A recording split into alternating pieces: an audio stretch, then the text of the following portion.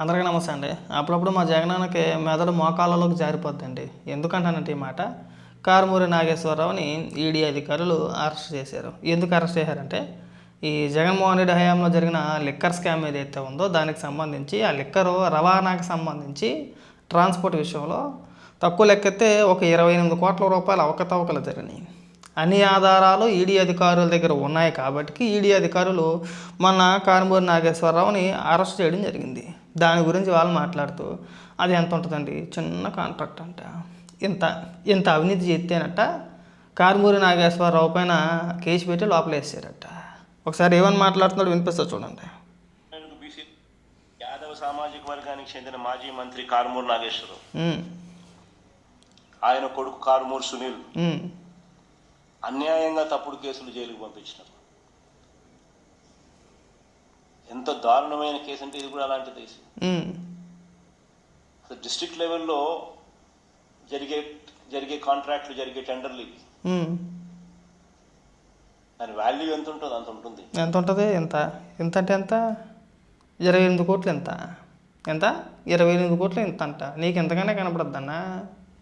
ప్రజల సొమ్ము నీకు లెక్క పత్రం లేకుండా పోతుంది. అవినీతి చేసిందే కాకుండా, దొరికేసింది కాకుండా ఈడీ అధికారులు అరెస్ట్ చేస్తే దాని ఎంత ఉంటుందండి, ఎంత దాని వాల్యూ ఎంత అంటే ఎంత? 28 కోట్ల రూపాయలు అన్నకి ఎంతకింత కనబడుతుంది అన్నమాట.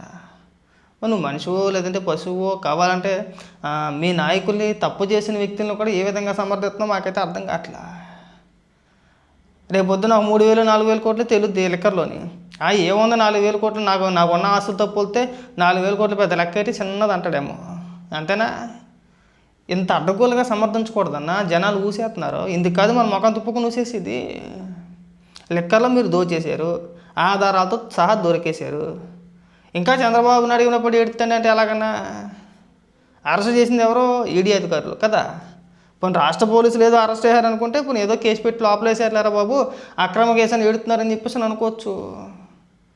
మన నిన్నమొన్నటిదాకా మనం సిబిఐ అన్నాం కదా.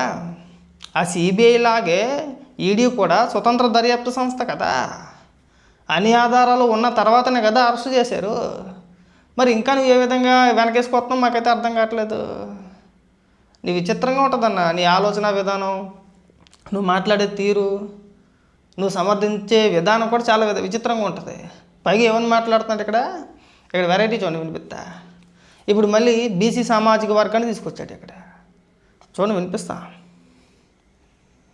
ఆ కేసులో ఈయన నిరికిచ్చి లిక్కర్ ట్రాన్స్పోర్ట్ అని చెప్పి దాని మీద ఒక బండి వేసి కంటెస్ట్ చేసిన ఏలూరు ఎంపీ టికెట్ కంటెస్ట్ చేసిన సునీల్ కుమార్ యాదవ్ మీద, కారుమూరి సునీల్ కుమార్ యాదవ్ మీద, వాళ్ళ ఆయన మీద అక్రమ కేసు, జైల్లో పెట్టడం.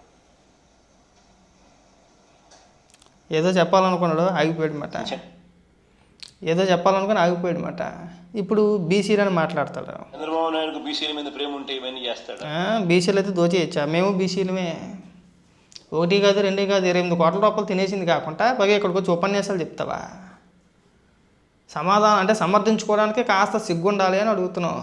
ఇంకెప్పుడు కూడా ఇలాంటి దిక్మాల ప్రెస్ మీట్లు పెట్టమాక, ఇలా మద్దతు ఇవ్వమాక, ఇలా సమర్థించమాక. నవ్వుతున్నారు జనాలు అక్కడ.